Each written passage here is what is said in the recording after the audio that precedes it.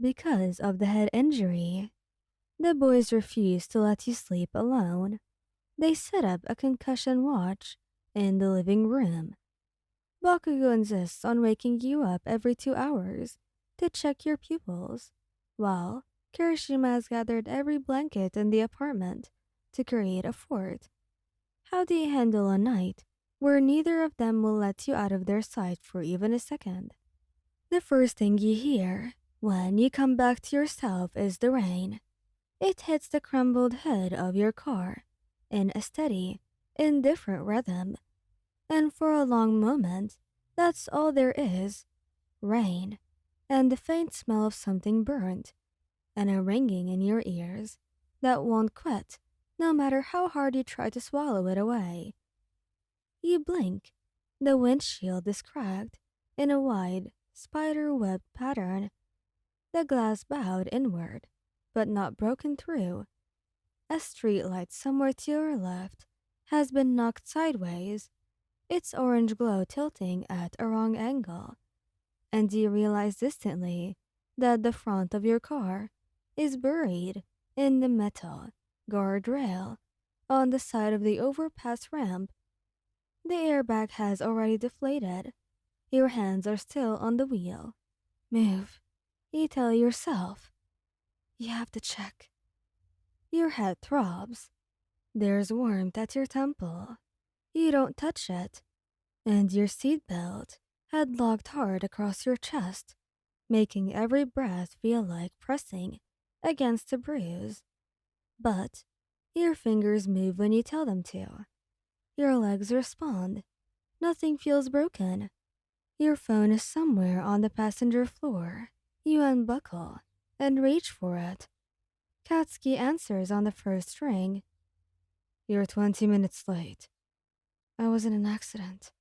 Your voice comes out strange, too flat, like the shock has ironed all the inflection out of it. Silence. 1 second. 2. Where? The overpass ramp of 7th. I hit the guardrail. You press your fingers against the side of your head, and they come away red. I'm okay. At least I think so. Don't move. His voice has gone very quiet, which is somehow worse than shouting. Don't get out of the car. Are you hearing me? Stay in the damn car. Katsuki. I said don't move. The line doesn't go dead, but you hear him moving. Quick, purposeful footsteps. A door, and then distantly muffled, Eijiro's voice asking, "What's wrong?" And Katsuki answering in clipped, urgent words that you can't quite make out. And then Eijiro's on the line instead, and his voice is warm, steady, the kind that usually makes everything smaller than it is. But right now, it just makes your eyes ting. Hey, it's me. You still there? Yes. You exhale. Yeah, I am. Good. That's great. He's clearly also moving.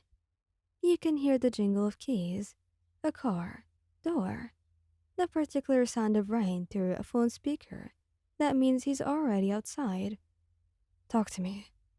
What hurts, Wayan? My head and my chest from the seatbelt. Nothing else, I think.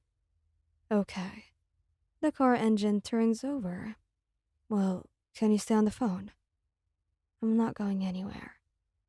They arrive in about 11 minutes. You know it's 11 because you watched the clock on your phone, more to have something to focus on than out of any real concern for the time. The headache has spread from your temple down to behind your eye socket, and the rain has picked up, drumming harder against the roof, and you've started shivering a little without meaning to. You see the headlights first, pulling up behind you on the ramp, and then both doors open at the same time. Bakugo reaches your window before Eijiro does, and he yanks the door open with barely contained force, controlled, but just barely. The rain immediately soaks his shoulder.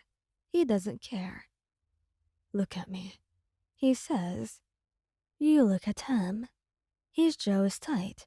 That particular tightness that means he's keeping something locked down. His eyes move across your face fast, clinical, cataloging. He reaches up and turns your chin toward the street light, examining the cut at your temple. And you feel his thumb brush the edge of it. Barely contact, barely anything, but deliberate. It's not deep, you say. I can see that. His voice is still quiet. That doesn't mean I'm happy about it.